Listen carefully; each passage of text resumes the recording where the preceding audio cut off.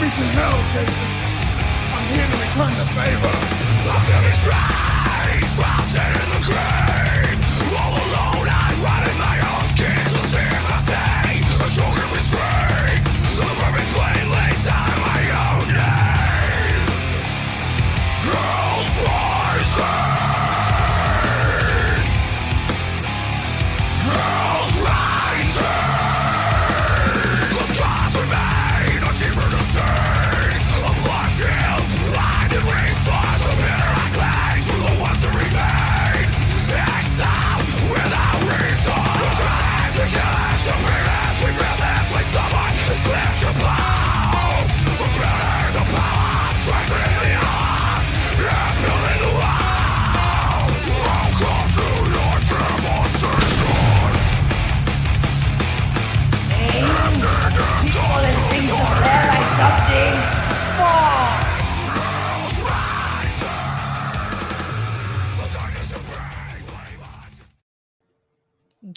What up, everybody? Welcome back to another The Spawn review. Episode 12. Here we are, rocking and rolling. Been off of a couple weeks, and we are back. We are back and ready to do it.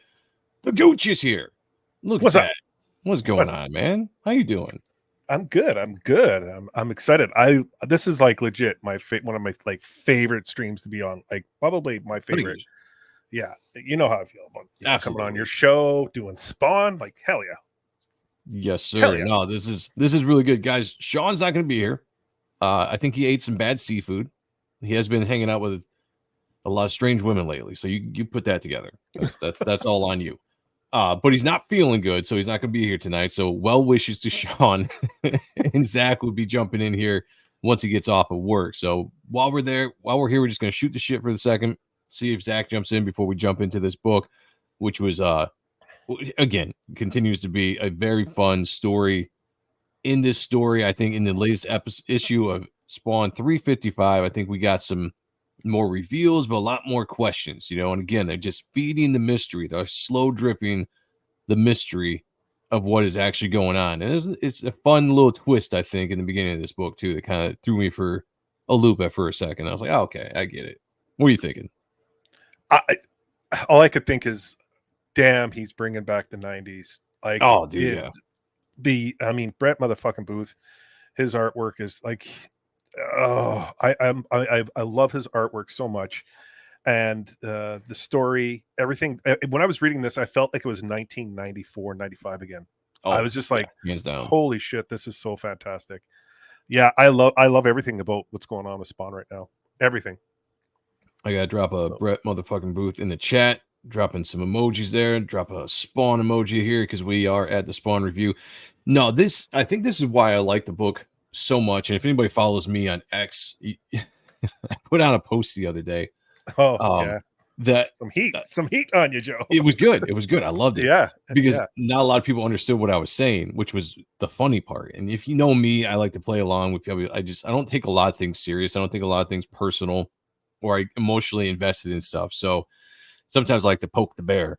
But I made a post the other day on X just saying like how much I love, it's basically like, I don't care what anyone says. I'm here for the art, not the story or something. It's a personal opinion. Of course, people were thinking I was trying to say the comics are all about the art, and then ensued a giant debate amongst people.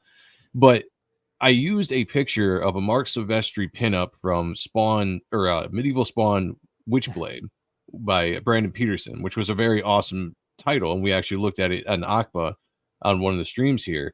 But it was a pinup by Mark Silvestri, had Spawn in it. But I put it up there because of just what that character, what that time, and what the art style means to me. Now you take that all and put it into what is going on with Spawn right now, and it is for the first time, and we've said this before, we're kind of repeating myself, but they brought Spawn back to what I thought Spawn should have been all along, which was that 90s vibe that they kind of lost from maybe around 200, 180 to 200. They kind of lost that and kind of went in various ways, and I could be wrong because I was not following Spawn during that time. I would say a little later, more like 250-ish.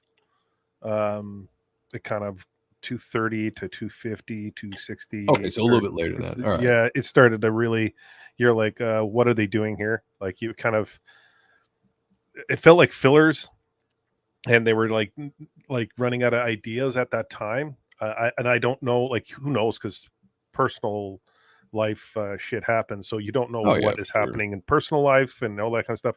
But it was it was still hitting the storyline, but it was just like not hitting the Spawn vibe that we all love, and it was Right. just kind of something that just didn't really hit as much, if that makes No, any it sense. But absolutely. I remember going to the LCSs every once in a while I was in and out of Spawn and seeing the issue and be like, I'm gonna just pick it up and see what's going on. I remember for a while Eric Larson had a run, and I was just like, not really into that. And then they were no, doing the one more horror vibes. I can't remember the artist was, but it was just very dark. It just didn't seem Spawnish to me. It just seemed like something else, you know. And they've corrected that, you know, thankfully, and bringing in Brett motherfucking Booth to be the artist on this book, um, was brilliant. You know, starting with Gunslinger and then moving him over to the main title, and now Spawn just feels like Spawn, right? You know, not necessarily in the storytelling, but the aesthetic of the look of the art, and then mm. in that the story is really just fun. It's just a fun story, and that's all I need out of comics. Well, you're seeing the the ebbs and flows of Spawn. Like you're seeing the highs, you're seeing the lows, you're seeing the struggles, you're seeing Spawn at like probably at his weakest, because there was a point there where it was just like, okay, like he's just like, and this is like a Superman comic, like Right. it's like, was this even worth reading? So like now you're seeing Spawn back to, you know, ground level, gritty street level stuff, which is what we want. That's what drew us in to begin with, and now we're seeing that all again, and that's what I really like. Yeah, 1000%. Let me say hey to the chat real quick. Where people are filtering in now. Shout out to the Core 20 that is in the house. Great to see you guys. I know over on X, probably some of the views over there are probably going to be down a little bit. I don't know. We'll see. Some big interviews going on and some crashing of servers over there. So we'll see. Got carbon dioxide member of the channel in the house. Great to see you. By the way, Hail the Lore was #1 when I posted this the show the other day. So #1 in the chat, #1 in our hearts. Hail the Lore. Good to see you. Member of the channel, Cosmic Studios is here as well. Great to see you, brother. Member of the channel, Duck Bacon. Hail Joe, hail Sean, Jay, and the chat. Drop those Mark Silvestri heads. Mark, you know what this is? This is Mark motherfucking Silvestri. Yes, sir. You know what's up. Pizza's in the house. Hello. Good to see you. Jaro, if Sean was here, he'd say, good morning. I can't do it like he did, so fuck it. Yeah. But good morning, brother. Good to see you. Member of the channel. Elon Mudd. What's up, fuckers? Oh, Elon. What's up, Elon? What's How's up it with going, you, buddy? brother? Good to see you.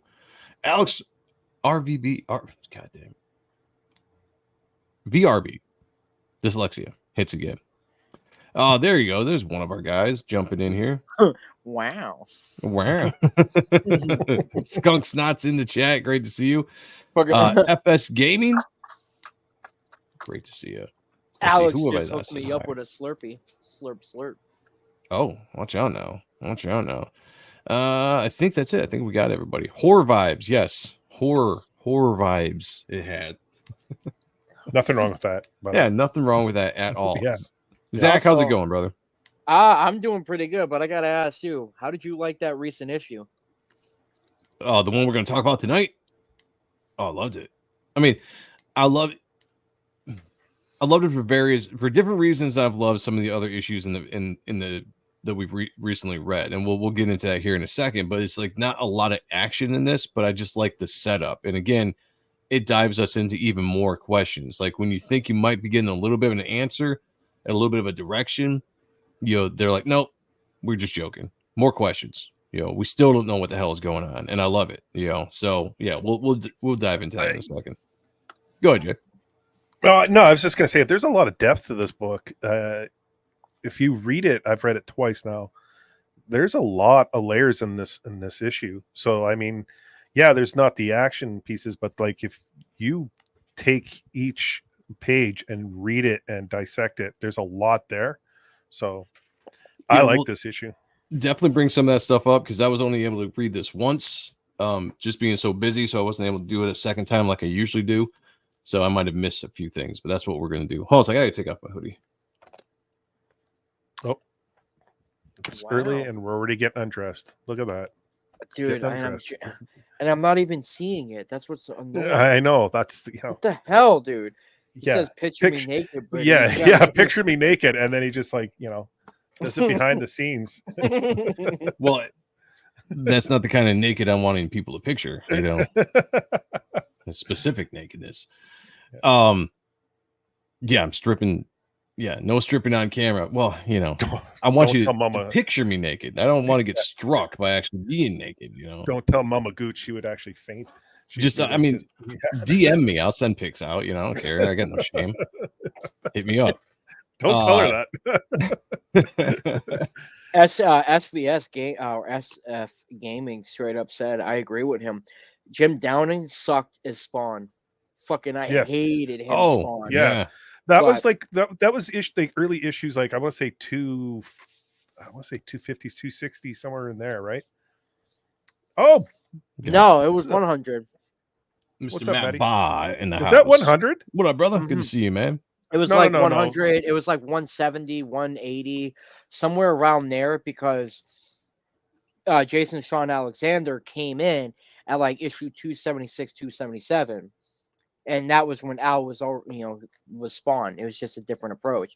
But Oh when Jim yeah, you're Downing right, came, you're right. yeah, I know it was a hot minute ago. It was definitely a you're hot right. minute ago. But like, dude, fucking, I think it was called He was saying Endgame, too. 185. Yeah, it was. I think it was called Okay. Endgame or something like that. It How was long was he spawned for? Because I was not reading that run at all. Not very long. Not Okay. very long. For some reason, I didn't thought it even- lasted longer than that. I didn't even bother. It was not even that good. And I've said this. Jason Sean Alexander. I just don't like his style. Me either. Really? I mean, No. I'll say this. Personally, I don't like his style for Spawn. Yeah. For maybe Yeah. a different kind of comic, maybe like a Yes. zombie comic or something like that, or something. It might be a little bit better, but for Spawn, it's I need something different. I need Capullo, I need McFarlane, I need obviously Brett motherfucking Booth. Philip Tan. Those are the kind of guys I need drawing it. As well. I could get that. It's Go on. just like we know what Capullo and the rest of those guys are capable of, right? But then Jason Sean Alexander comes in, and it's like he really provide. You could like it or you could hate it. Like like you said, you guys aren't a fan of it, but he definitely did bring a different kind of twist to telling the story for Spawn, and I really liked it. I just personally feel that the colors on Jason Sean's stuff doesn't really pack the punch as if you just see it as black and white. It kicks ass. Yeah, black and white would probably be better. I mean, the colors were kind of muted, like it was all just very Zach. flat. Oh wait, 1, 2, 3. I was just about to say I hear an echo somewhere. How about now?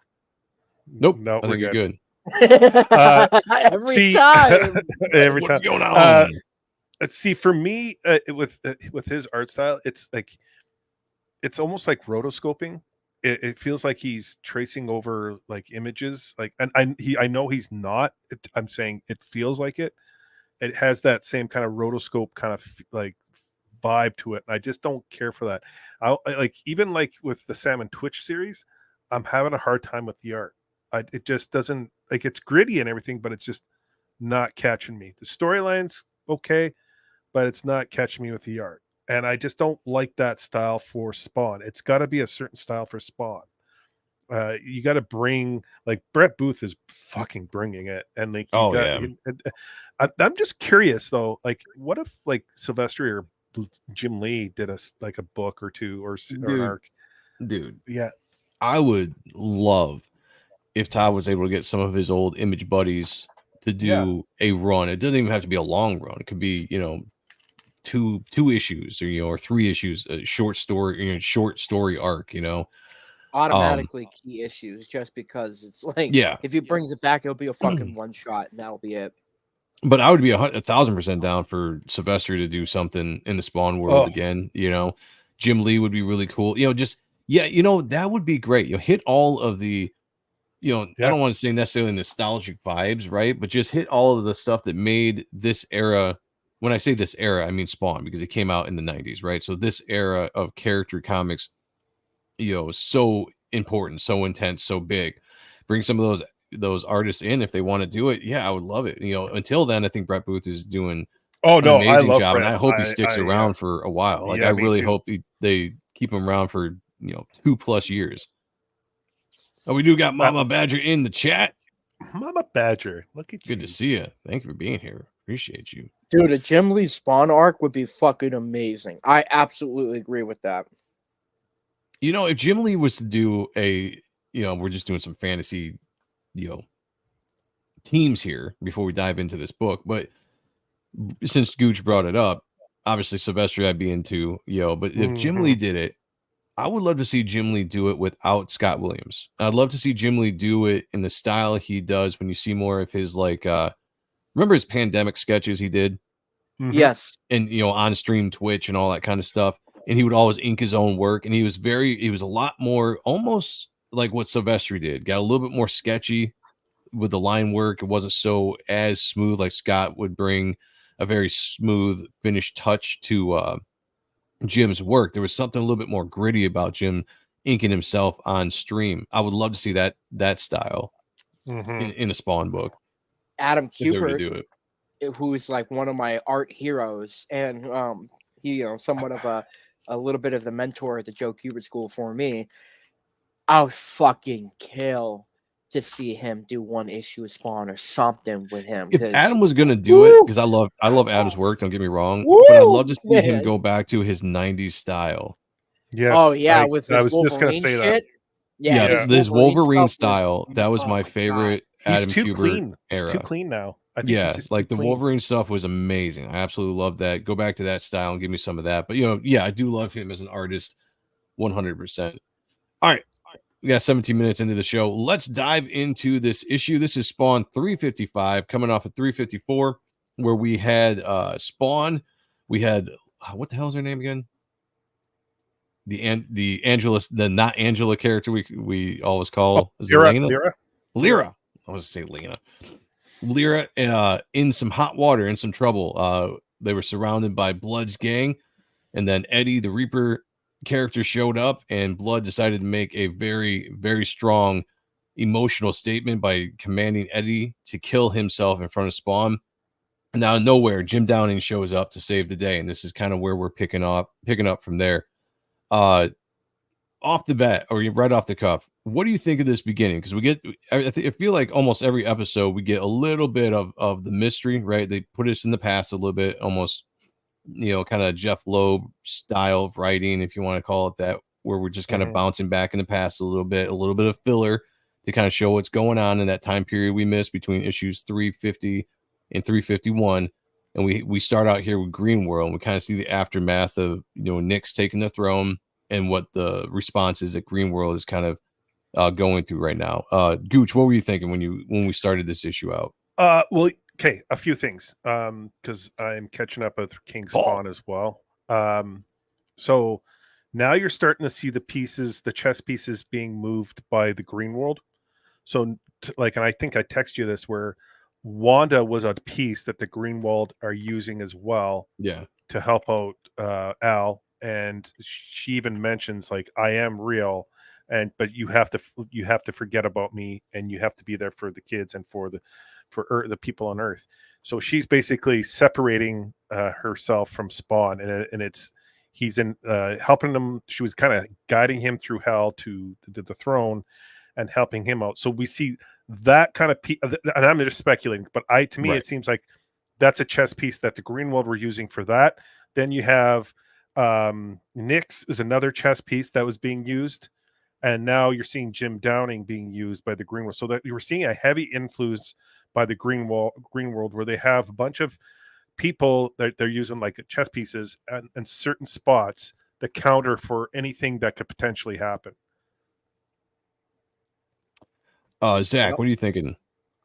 All right, here we go.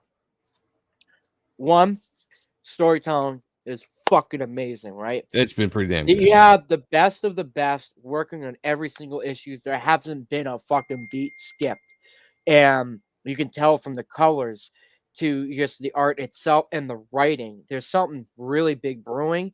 And they have to, they're doing a damn good job making sure that the team that's working on that is kicking ass from beginning, middle, and end. So there's there's that. Two, with Wanda, it breaks my heart because Al Simmons, he has never ever stopped loving Wanda, right Yeah. up until the point where like she got killed. I don't know if some people forgot that she was killed, and then next thing you know, she's in Green World, so she's not, she's now an official game player on this board Is that she Jay in was Green saying. World? Because that's never really been No, mentioned. she was killed off. I mean, so she was like, where the Yeah, fuck? She was just killed, and then boom, yeah, and then next thing you know, yeah. she's in. They decided to use her as like part of the whole, like you said, chessboard. She's a piece now, an official Yeah. player, and there's a sense of um, there's a sense of romance in it where now Alan has in the shadows has spent so long trying to protect her, and now you get that sense where she was in the shadows protecting him, Mm. and it's heartbreaking to hear like you have to forget about me, you need to move on, because he will Hmm. never be able to do that. It's just not within him. The reason why everyone is the way that they are now standing is because of the deal he made with Malbolgia to see his wife again. Hmm. So Jim Downey coming back is great. And yeah, dude, I don't know what else. I'm not gonna try and go off on a tangent, but yeah, No, that's no, my yeah, thought. yeah. We'll No, jump into this. We got Dean in the house, member of the channel. Said I'm loving what's these up, new Dean? Spawn books. 1,000%. 1,000%. Agreed. See, Agreed.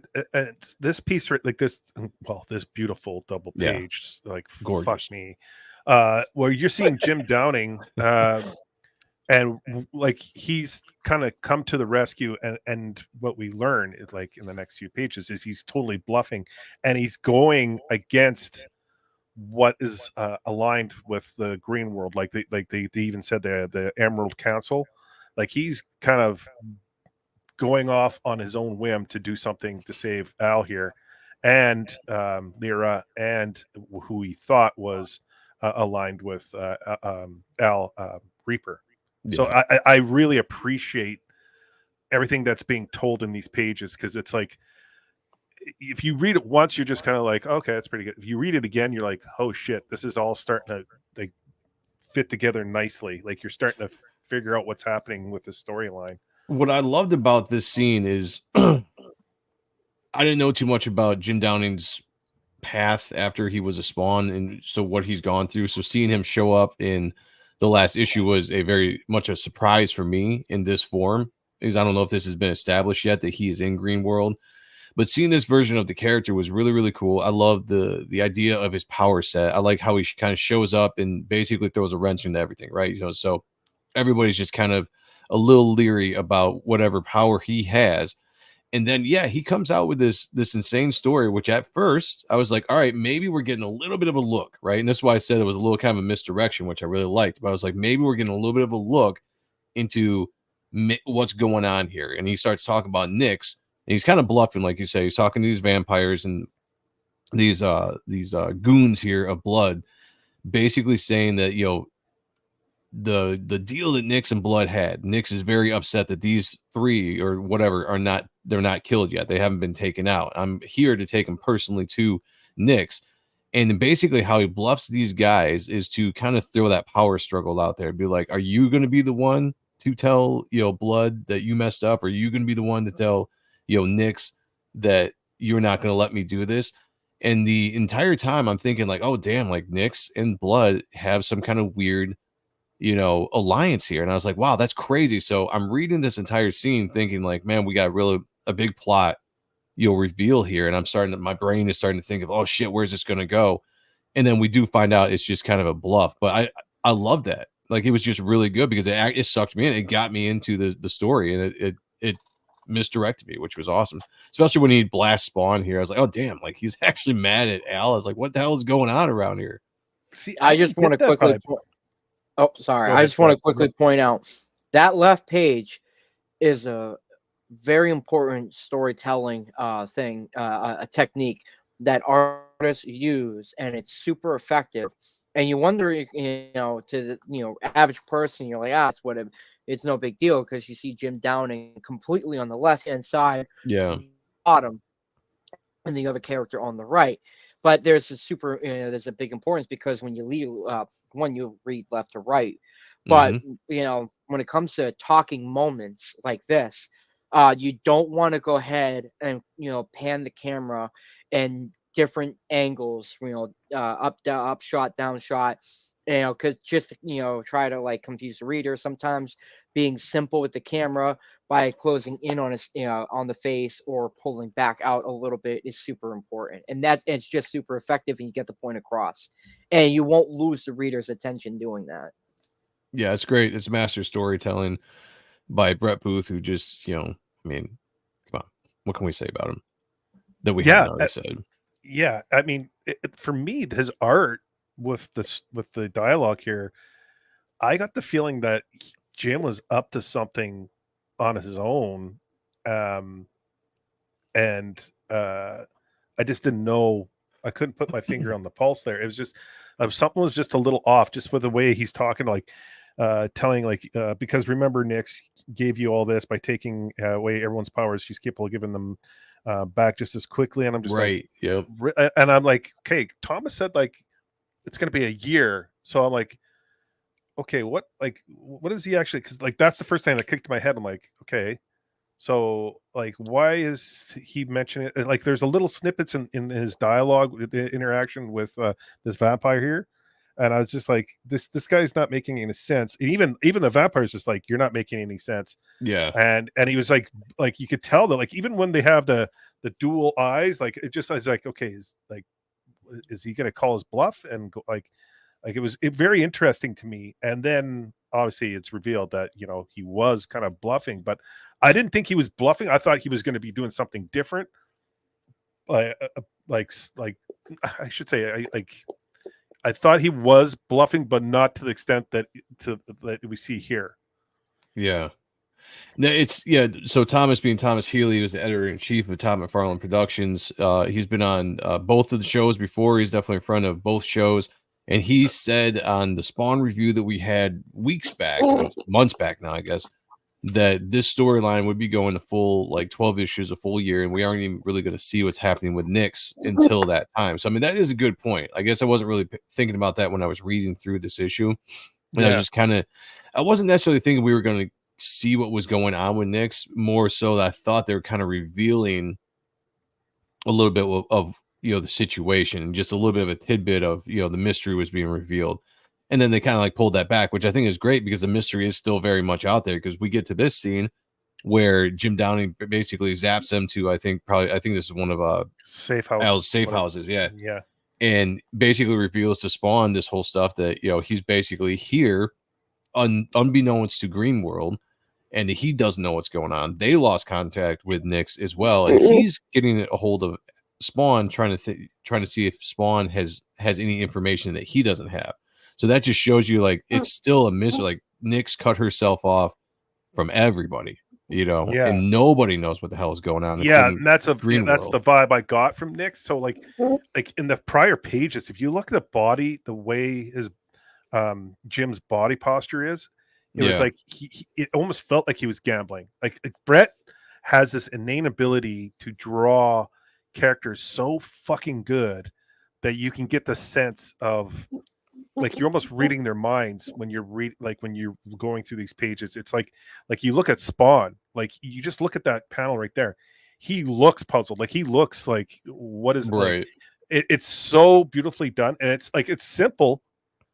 I mean, not so simple for us, but it's kind of a simple.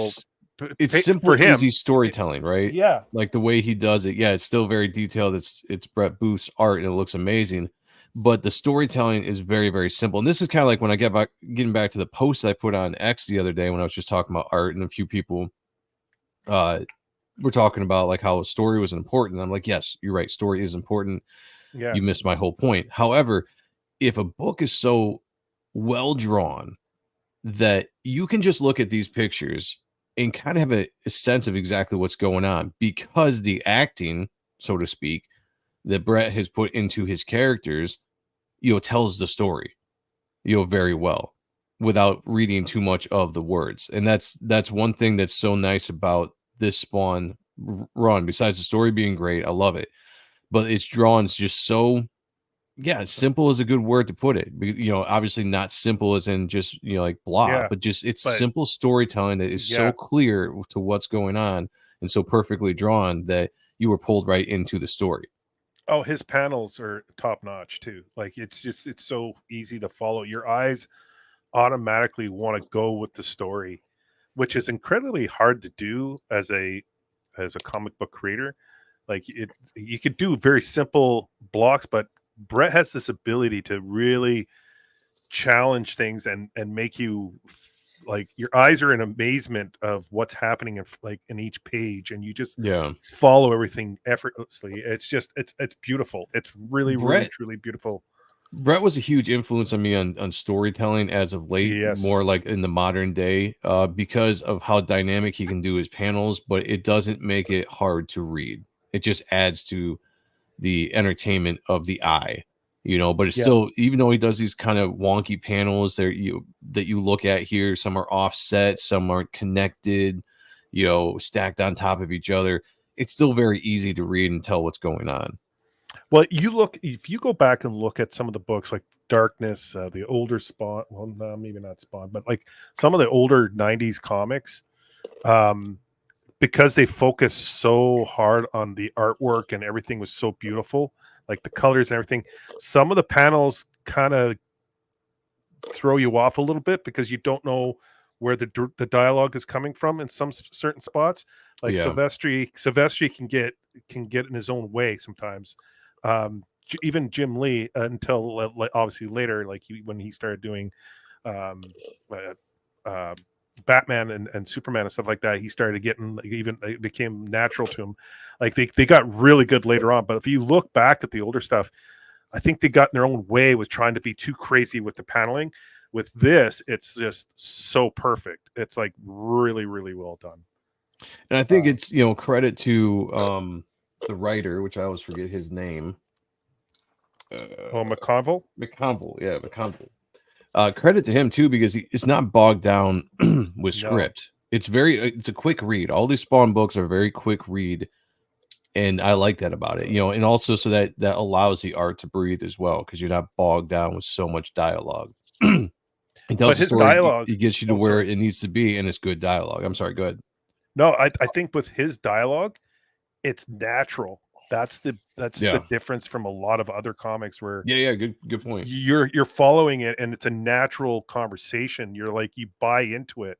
Where some comics you're like, why are these words being used, or why is this big lengthy monologue or whatever happening? It's just kind of awkward at a certain point. Like you get it, but like that's the problem with like James Tynion or Brian M. Bendis or they love their words, right? And so like you see McConville, he pieces it together really nicely. You're getting a lot of information in an organic way here. Yeah, it doesn't seem forced. Where sometimes Yeah. you read something, you're like, that just seems like it's a forced conversation between characters. You know, no, it's One a of the great point. It's biggest, probably why it's such a smooth read. Go ahead, man. It is. one of the things with Spawn, and it's funny because like I don't understand. In the beginning, I mean, Spawn is a prick just in general. He's an asshole to everyone, right? But if you can write, like, there's a certain way to write that asshole, you know, to make him interesting, to give some background to it, right? And a lot of writers that would take him on would miss the point of why he is an asshole, you know, besides the fact that, you know, he sold his soul to Malbolgia. Like there's so much ingrained to it. And that with him writing these books right now, he really understands the character's mental state and why. And so when he writes it, like you guys are saying, all your points are super accurate, but he really understands Spawn as a character. So he can you just let him cook. Oh, I Yeah. agree. I'm gonna jump into some story beats here in a second, but before we do, want to say hi to a couple people. We got Dark Gift in the house. Says, "What's up, Yo, peeps?" what's up? By the way, I'm gonna be on his channel Thursday at 7:30. I can't remember the name of the show. Forgive me, but you know, it's that whole draw off show between me and Chris Graves. So tune in for that. Dark Gift's channel. I should mod you up so you can drop the link. That's what I'll do. Yeah. Dark Gift, mod you up. Do.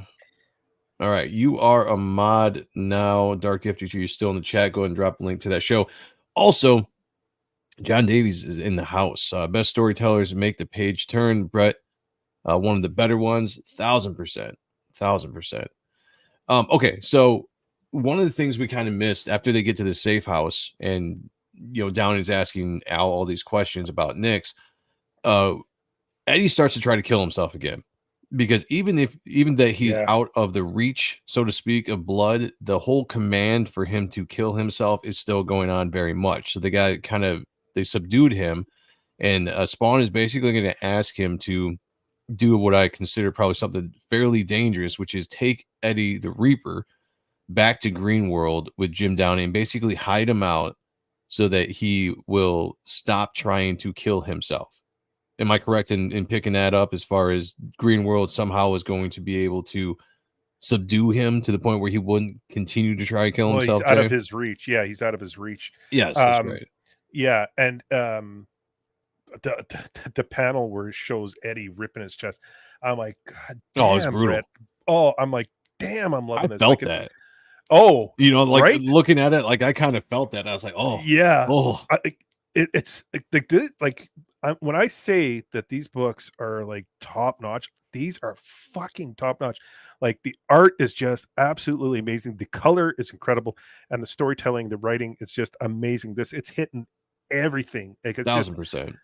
When I get into this, I'm like, I read it like 2 or 3 times. I love it so much. I really truly love these books. I really do. Let me ask you guys something.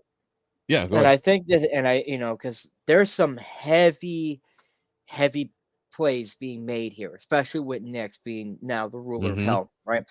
You guys remember in Spawn issue 308 or 307, somewhere in that point where you see Billy Kincaid as like a hierarchy demon that's like really behind the closed curtain, pulling some fucking strings, that he's, like, did you guys, and I must have like forgot it, must have skipped it, but was there ever a point from issue 308, 307 to 350 where you see Kincaid again, where that arc closed, or like he was shown and then that was it? You're like, oh fuck, this is some serious shit. This is some, some big business going on.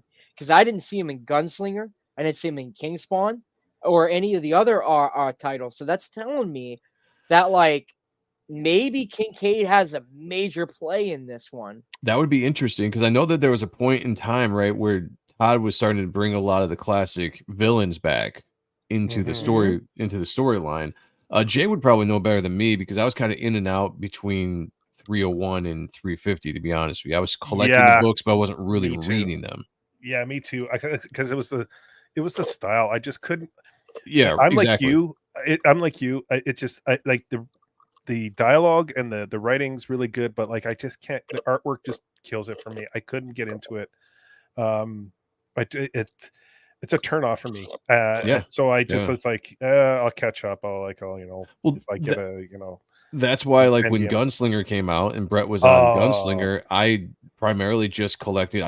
I even stopped buying Spawn and just would put all my attention, because you only got a certain amount of money per month to buy comics, and I just canceled everything. I just started buying Gunslinger because it was Brett motherfucking Booth, and it just, that book looks so fantastic because of the art. And the story was pretty decent on that as well. Like, I didn't read every single issue, but like I could get into what was going on.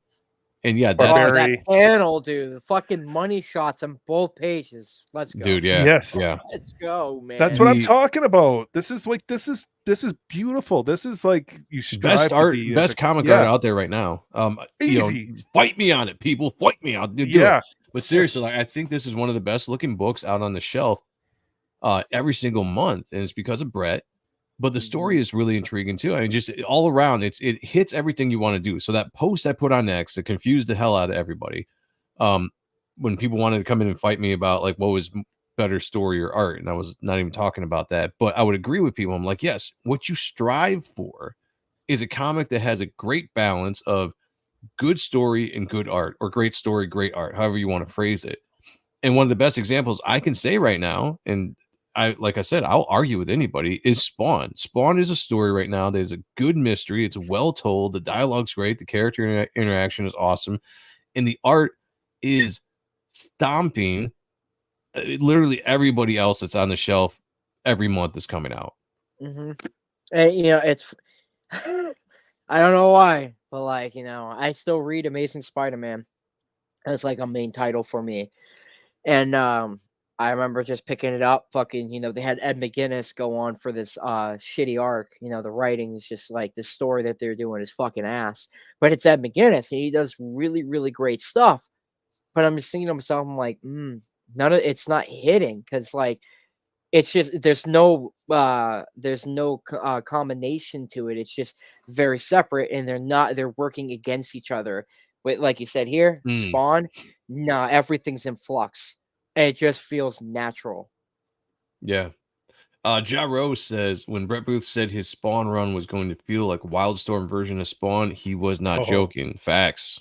Absolute facts on that. Especially with the last page there. Oh my god, I almost coming up, yeah. I creamed my pants. I was just like, fuck, this is beautiful. I love it. I'm in love with it. I just like I'm down with Spawn so bad. Like it's just because it's taken me every issue is taking me like it's like a time travel. It's like oof, I feel like I'm in the 90s again. Yeah. Oh, 100%. One thing we didn't cover in the story beat before, Lena, that's her name, right? Lyra. Why am I keep saying Lena? Gee, it's something, hashtag not Angela. She disappears while Jim Downey and Spawn are talking. She just kind of pieces out, ghosts them kind of like Batman style. They turn around and she's gone. And then we pick up, Spawn tracks her down to this place. But what's interesting is she is watching on her phone, by the way. Interesting, it's always funny when the new modern technology in comics, right? They're really starting to shine through with the cell phones and stuff. She's watching an interview with Blood, almost celebrity-like, right, on TV.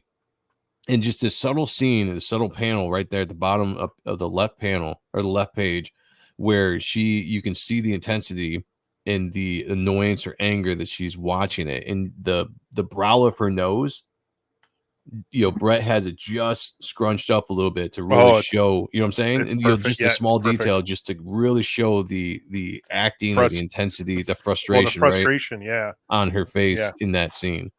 The other piece, I don't know if you mentioned it, like how Jim Downing found Spawn. Did you talk? Oh, we didn't talk about that. No, yeah, because which I thought was a real cool snippet.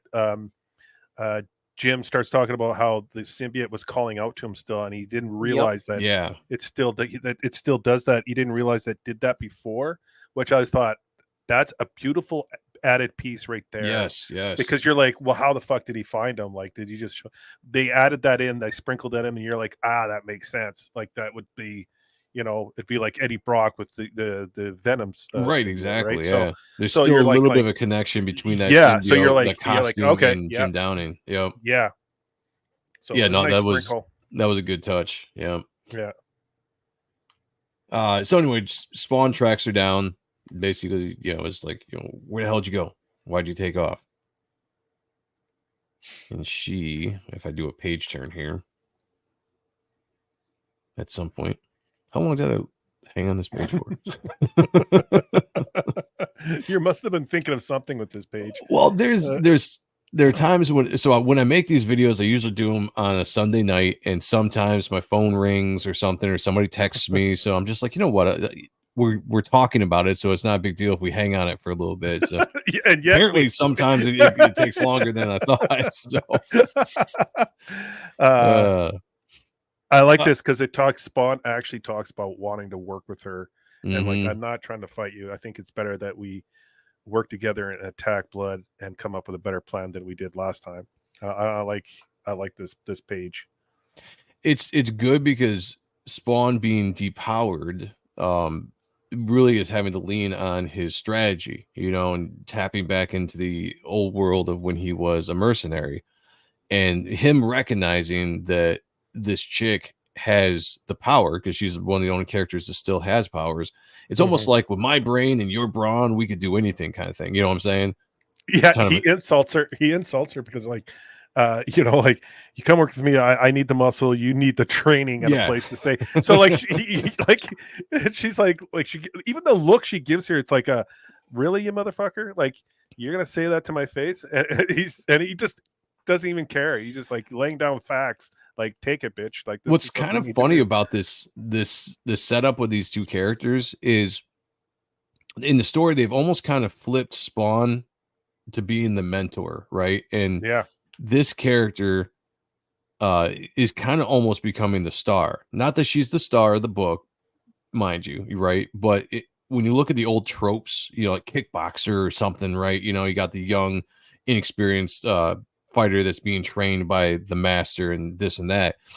In this book, it kind of flipped it on its end. And Spawn, you know, having been this character, has been around for now, what they say, about 10 years has passed since he's been Spawn. Is that what Thomas said? About 10 years in the Spawn Really? universe? Is Damn.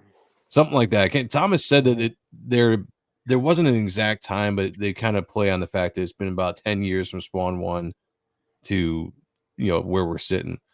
And now he's kind of a little bit more grizzled. He's been through some stuff, and you know, he got this young character, powerful character that might not be as trained, and now he's kind of offering to do the training because one, he needs her because he doesn't have his power. I just thought that was kind of an interesting dynamic between the two characters, and I wonder if they're going to keep playing that going through as the story develops.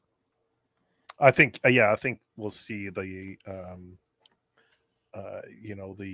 trial and error going moving forward with them. We're trying to work together like we saw that, like the last issues.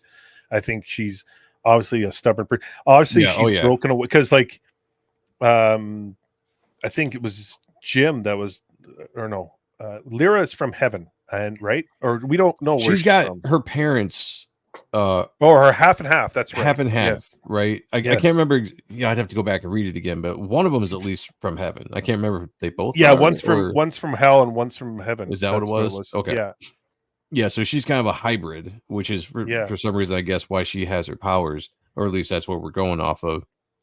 But yeah, she's a stubborn character. I like it. You know, just sassy character. She plays well off of, you know, Spawn's more kind of set in his ways kind of a character. So it's good dynamics between the two stars, I guess you could say, of this story arc and this run. Yeah. Jaru said, kickboxer, knock su cow.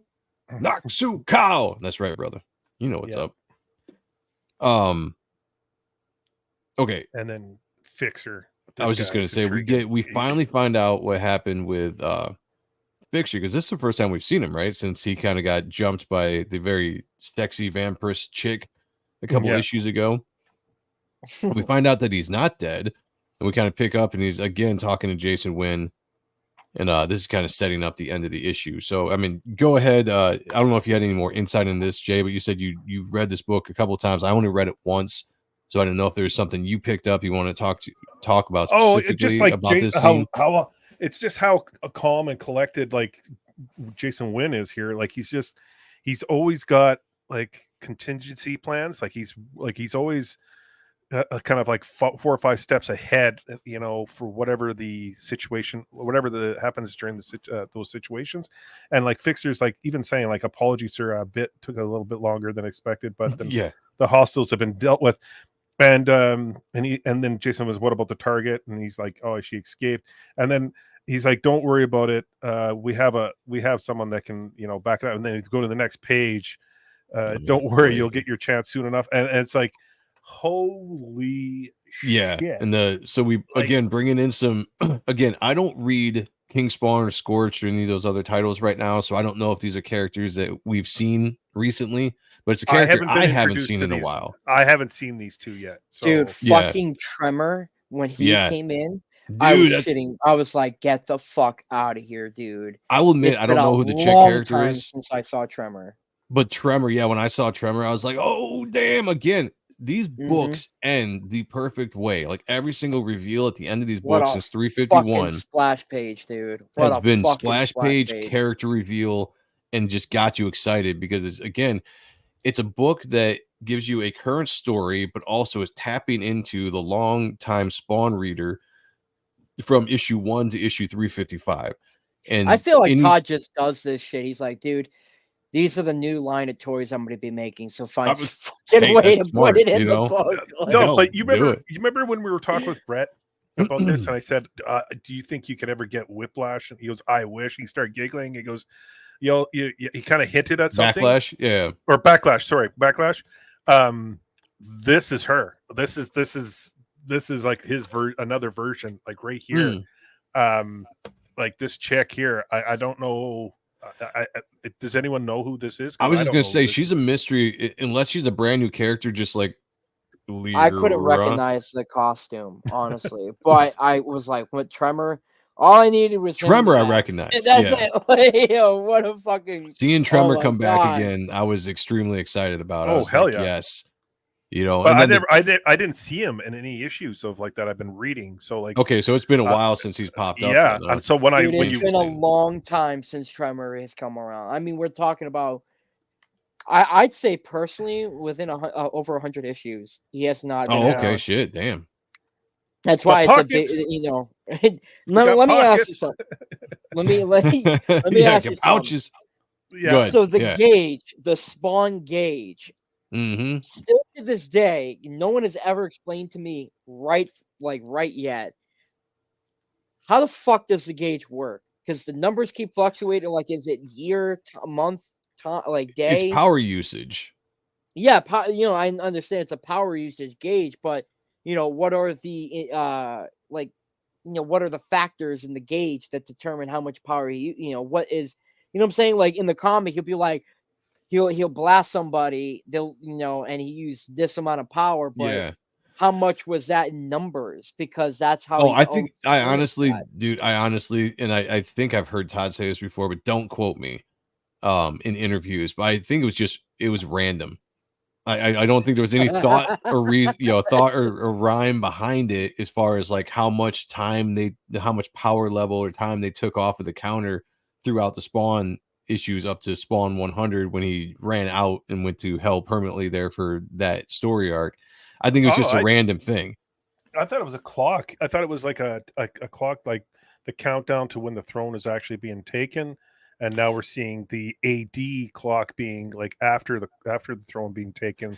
So we're into Well, that the first year of the actual throne. So was there a clock after issue 100? Again, no, I didn't read no. a So lot I'm of just gonna 200 quickly. issues.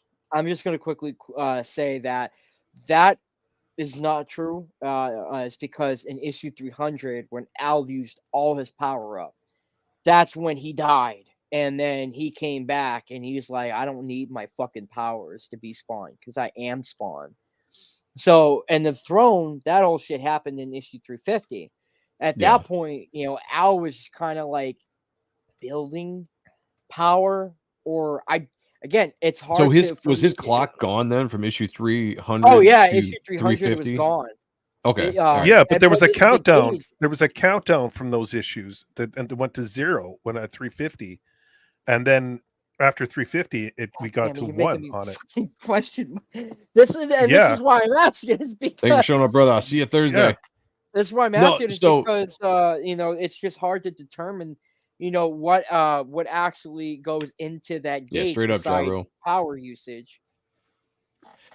I will say, like, while you're looking for that, like, yeah, early on it was like a countdown of his power. Once his power was all exhausted on Earth, it would send him back to hell, and he'd have to serve in the army. That was the original idea, and then that happened in issue 100. He kills Malbolgia, and then I dipped out. I dipped out for 200 issues, so I don't know what the whole clock was up to that. I don't know what the whole clock was up to 350, to be honest with you. But this clock is obviously showing the reverse of that. We're seeing Al at his weakest, or Spawn at his weakest again at 1, and I think we're going to start seeing that build up significantly in probably an important storytelling beat when he maybe jumps up from 0-1 to 10 or something when he starts to regain some of his power, because I have to imagine this is a long game with them keeping him depowered for at least a year, if not longer than that. Yeah, it says right here, using a special power will drain his necroplasm, which is limited to a timer, which starts at the value of 9999. With different special powers using varying amounts of energy, which decrement the timer. Fully depleting this timer means that Spawn's soul is lost to hell forever, and the results in a game over. So yes, yep. So like, okay, so that's why he went to hell in issue 100, and I guess why he went to hell in issue 300. Well, in issue because he got he must have been reset with a power level after he exhausted all of it. Dead. Yeah. When did Malbolgia die? Because when Issue he 100. died, so he died in Yeah. issue 100. I didn't read Yeah, issue he 100. he killed Malbolgia in issue 100. That was Greg Capullo's last issue until issue 300 of interior art. So so basically the fight for the fucking throne has been going on for 250 issues then. Exactly. Yeah, Yeah. yep. Because it's been Damn, basically dude, so, abandoned. Because in that issue 100, remember that fuck, what's the name of the character? He shows up after he kills Malbolgia, and he basically tells Spawn, like, you can take the throne. It's there for you. And Spawn basically says, "Fuck off, I don't want it." That was Oh, and that would explain why the fuck he did what, like, how, how writing wise. it wasn't Cogliestro, was it? No. Let me see. No. I'm trying to remember who that was. That would explain why fucking in issue 300 when he died, and he was like, he's like, no, I don't need the powers. It's because Malbolgia's out of the play. He's been out of the game for that fucking long. Nobody has been taking the throne. It's been a constant fight. Al Simmons must have figured out a fucking way to go ahead and negate all that shit. So there was never really an end game after issue 100. It was, damn. Now, oh my god, it makes me. But there's still a contract, right, to hell. So like, I'm just wondering. But the contract is void if there's no owner to if that's the follow clock through on still, that. then why is the clock still being used then? What is I don't know. I don't know. Yeah, somebody, exactly. okay. Somebody in the comments below, either live now or after the show, if you have a better idea of the whole clock after issue 100, fill us in and why. But I do believe the clock now is a tick up. It's counting up to when Spawn's going to get his powers back, because it's going to happen at some point when Nyx decides to stop fucking around. This character's name, I cannot find it. The hell is this character's Dude, name? it's if that's the case, maybe Billy Kincaid has a huge hand in that. Because why the fuck would he, just come in for a splash page and appearance at like 307? Like, why so later on? Oh my god, dude, I gotta like refresh up on everything because this is like getting my fucking brain. Oh my god, this is good. This is really fucking good. That's what I mean. There's so many layers to these books. Like it's one of the best written series out there ever. Like it's like there's a lot to it. Well, at some point, we need to remember these questions that we ask each other on the show, and then we'll go back and find out the answers for the next show and be like, all right, issue whatever. We figured it out, and we're going to talk about it. I'm going to predict. We're going to circle back and have this conversation, and Joe's going to be like, did we talk about that? Oh, yeah, we did talk about that. And I'm going to be like, did we? Did we talk about that? Oh, dude, Joe. Like, yeah. Joe, full screen me for a second? Yes. Oh, yeah. Oh, what do you got? Oh, yeah, issue 301. Yeah, I mean, yeah. Again, yeah, that was sick right there. What a great moment. Capullo, again, we do need to cover issue 300 at some point. Because that was just a fun issue with Capullo coming back. There was so many different guest artists as well. 301. Maybe we should just do 300 and 301 and cover that just for that story, because that was a huge pivotal moment. What is set up now, and that was actually the book that brought me back to Spawn. Even though I kind of faltered here or there, it kept me in the Spawn world to the point where I'm fully back now with issue 350. But it started with issue 300 being as big as it was, and then it sparked the Spawn universe. So it was a catalyst to a lot of things. So we should probably talk about that at some point. So quick question. Sorry. So what do you think is going to happen with Wanda? Like, because we see her abilities. At this point, I'm still kind of in a mystery with that, because Cyan shows up, right, and then gives that message to Spawn a couple of issues ago about Wanda saying, "I'm good, move on." Basically, inner dreams. Yeah. So yeah, I wonder. Like, I don't know. Like, she's got to be a very important part, and she's such a moral character. I gotta imagine that there's something.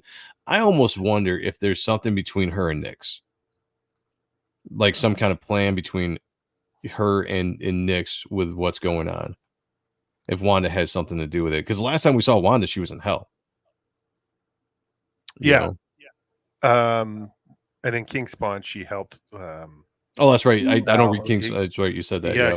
In King Spawn, she helped him, and then he helped her. Yeah, with Nyx, because she's part of the Green World, right? Originally. So Yes, because Green World was waiting for her because they lost contact after she took the yes, like throne in the beginning of like, this issue. and they didn't anticipate her to take the throne. They were anticipating Al to take the throne. Yeah, yeah. Him or Clown. So Well, they also talk in this issue. They talk about Sin, don't they? yeah, Sin. Yeah, he's another. He was actually a heavy hitter, and they were also they were fighting his army off, and so there's so much to this, and then you throw in Gunslinger, which his storyline is flipping amazing. So just going back to that first page here, that one character with the horns or whatever says, "Very well, continue our preparation. We must be ready for Sin's ascension." So were they thinking Sin was going to take the throne? Or was Sin from Green World?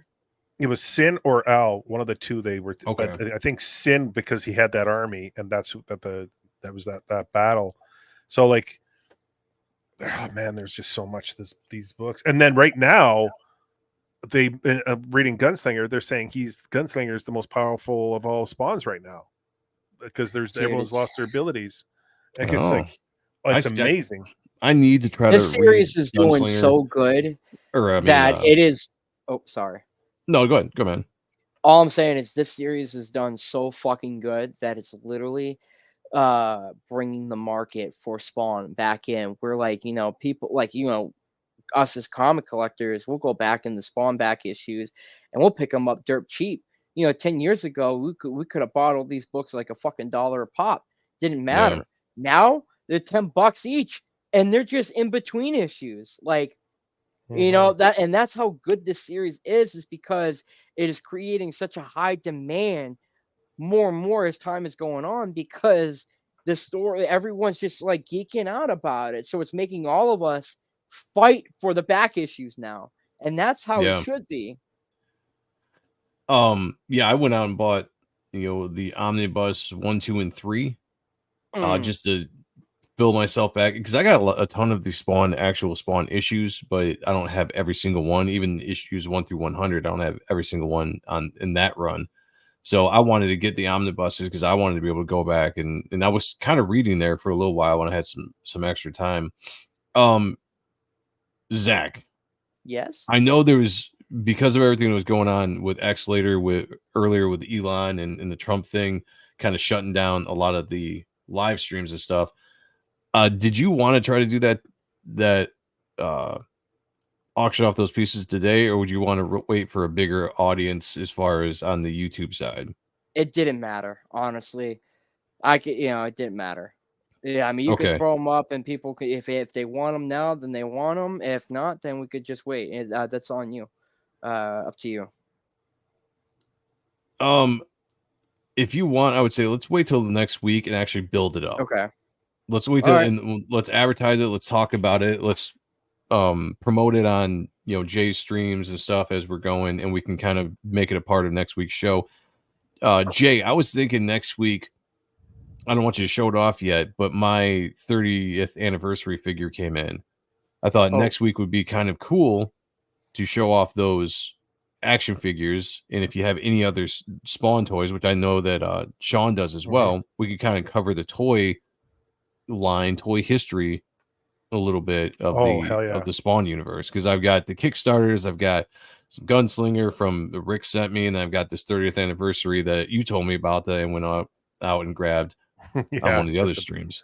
So I'm thinking about maybe doing like a toy version, I guess, of the show, and focus on the toys a little bit next week. I'm trying to get my hands on Violator, but like it's $100 for Violator, and I'm like, damn. I thought he was gonna launch that fucking figure on Kickstarter. I was like, he did say he was gonna launch. I think he's going to still. I mean, I'm still all for it. I don't know when, but I want an updated Clown. I want an updated Violator. I want a like. Do you want like the original design, like kind of they did with this Kickstarter, where you got the original cast and then you got an updated cast as well? Yeah. That's what I would like, because I would, absolutely, because I missed out on a lot of the original toys because I was old enough at the time, but I didn't really it wasn't my thing, so I didn't really go out and get them. And I wish I did because I didn't realize it was going to blow up so much. So yeah, I'm about that. I hope he does that. Alex BRB says Joe could show a little more skin to promote the auction. I'm gonna take that into consideration. Take it I am, off. like I said, DM me, people. I'm proud of myself. I'll show off all day long. Let's go. Ja Rose says, got the feeling Todd purposely dug into the back catalog with expanding Spawn to help the LCS with back issues.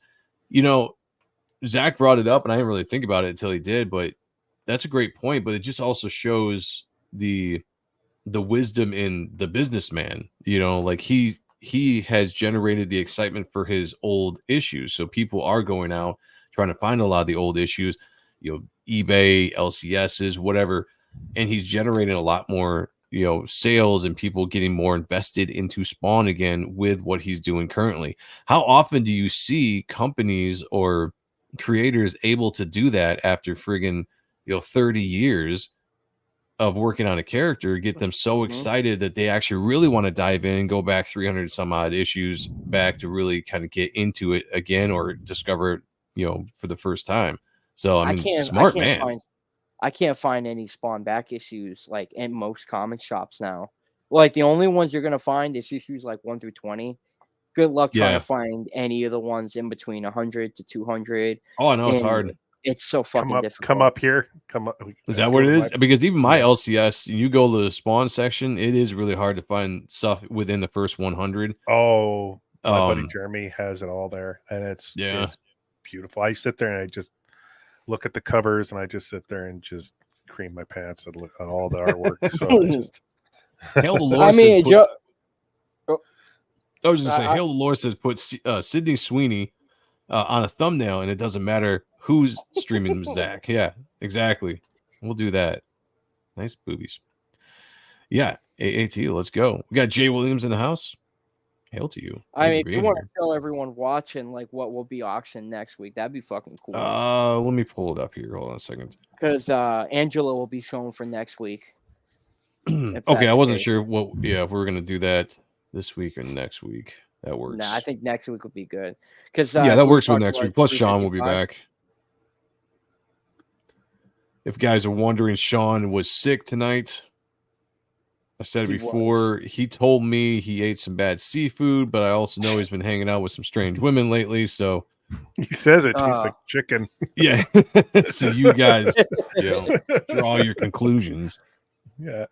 So here's one of the pieces right here. So these are pieces, if you guys have followed the show for a little bit, that Zach has started and or finished on the show itself. So it's a piece of history that is going to be auctioned off, or however we're going to do it. I guess that's up to Zach. Next week, they're all going to be up for auction next week. All right. So that's one. Let me pull this down. I don't want to dox my DMs here. Oh, man.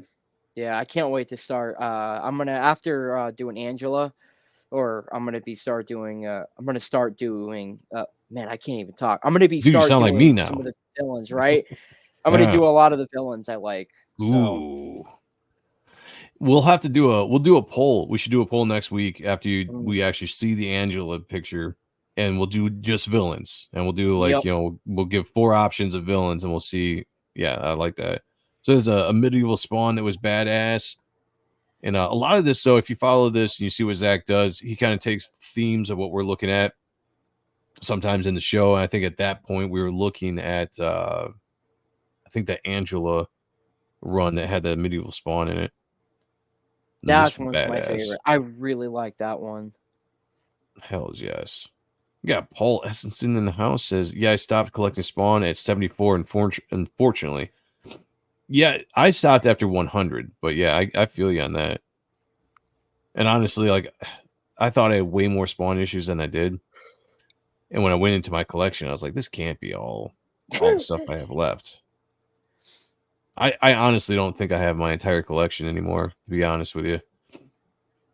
You sold them? I never sold them. I bounced around quite a bit for a few years at different points in my life.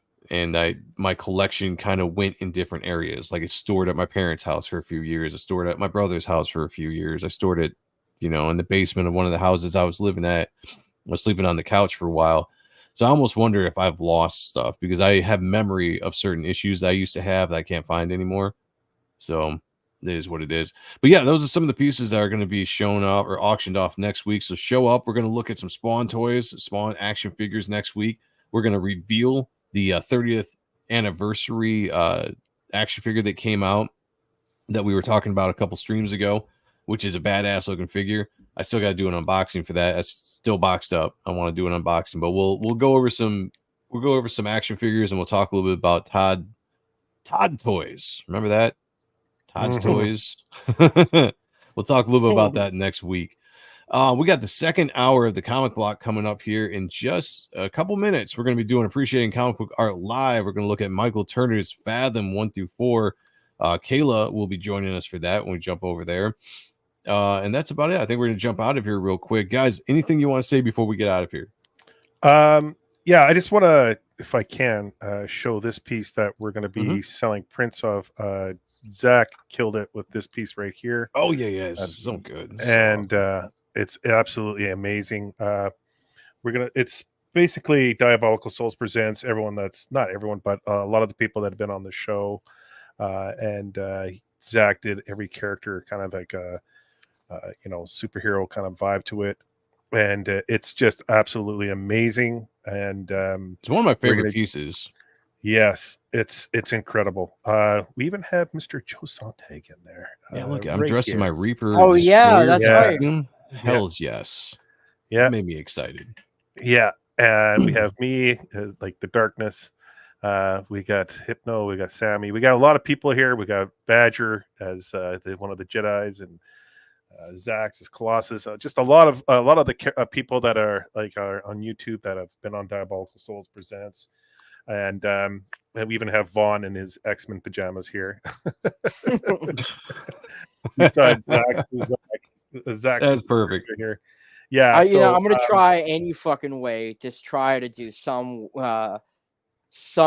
crossover with fucking Reaper Destroyer and Sonderon, because I can't. I mentioned it many times before, but I'm like, man, you don't understand how bad I want something like that, and I just.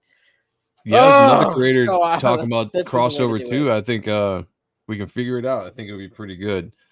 But yeah, shout out to you, man. This was an awesome piece. Came out great. I think it's one of the best pieces I've seen you draw, and you do a ton of stuff on all the channels here, drawing almost every week, multiple times a week. So yeah, shout out. That's awesome. Motherfucker right here. Yeah, you do look pretty badass, man. I'm not gonna lie. It's facts, but it's good. These pieces are going to be 11 by 14. They're going to be up for sale, and then very, very near future, very soon. Zach and I are just going to arrange how we want to, do this. But looking forward to that. Plus, I got the show going on, and so tomorrow night, X-Men 97, last episode. Yes, don't want to miss tomorrow night because Zach and I have. Oh yeah, we got something very special planned for tomorrow night. So it's going to be amazing. You don't want to miss tomorrow night. Trust me. You want to be there. I don't even know. I'm excited. And then Wednesday we're doing Batman Under the Red Hood, and then of course Thursday Demon Slayer. So come join Diabolical Souls Presents. There's lots going on, and then of course Late Night with Gooch on Sunday nights, which is kind of doing its thing. It's kind of been a lot of fun. It's been a blast. So hells yes. Yeah. Well, I will. There's no Otten stuff this week because Sean is off, but I will be Thursday at 7:30 on Dark Gifts channel doing the cockfight, the COC, going up against Chris Graves, who's gonna kick my ass, but it's gonna be fun.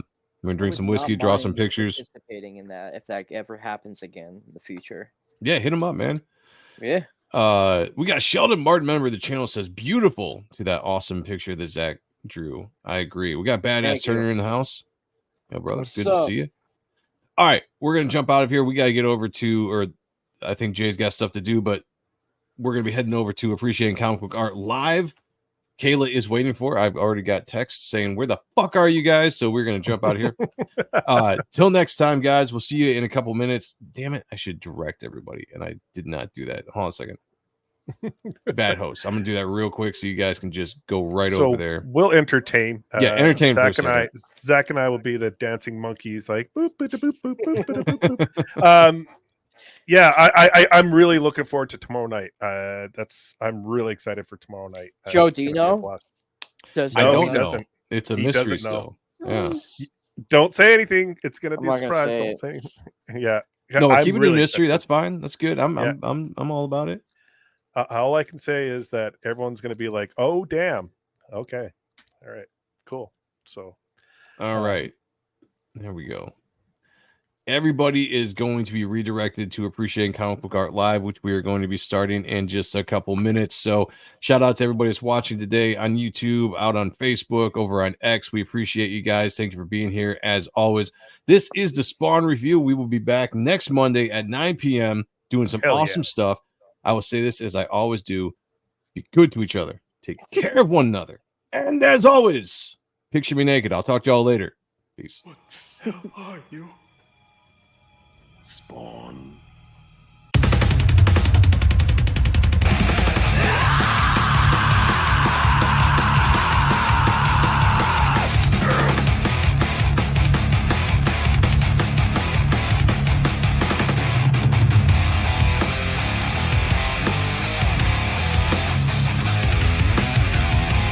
You sent me to hell, Jason. I'm here to return the favor. Until it's right, trapped in the grave.